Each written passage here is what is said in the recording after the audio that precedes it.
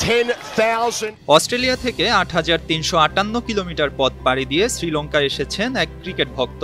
তার উদ্দেশ্য স্টিভ স্মিথের একটি রান মাঠে বসে দেখবেন, উদযাপন করবেন।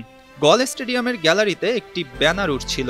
সেই ব্যানারে এমন কথাই লেখা ছিল, ৯,৯৯৯ রানে আটকে থাকা স্মিথের প্রয়োজন ছিল ওই একটি রান, যা তাকে নিয়ে যাবে নতুন এক সীমানায়। শ্রীলঙ্কার বিপক্ষে উদ্বোধনী টেস্টে ৪ নম্বরে ব্যাট করতে নেমে প্রথম বলেই কীর্তি গড়েন স্মিথ। প্রবাদ জয়সূরিয়ার করা সেই ডেলিভারি মিড অনে ঠেলে দিয়েই ছুটলেন এই অজি ব্যাটার। অপর প্রান্তে পৌঁছে যাওয়ার সঙ্গে সঙ্গে ছুঁয়ে ফেললেন টেস্ট ক্রিকেটে ১০,০০০ রান।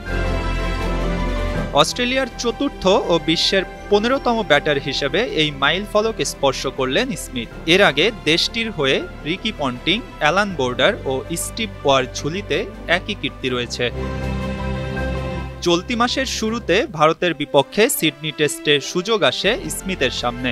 প্রথম ইনিংসে ৩৩ রান করার পর ১০,০০০ রান ছুঁতে প্রয়োজন ছিল আর ৫টি রান, কিন্তু সেদিন ৪ রানে ফিরতে হয়েছে স্মিথকে। সেই থেকে ৯,৯৯৯ রানে আটকে ছিলেন এই অস্ট্রেলিয়ান তারকা।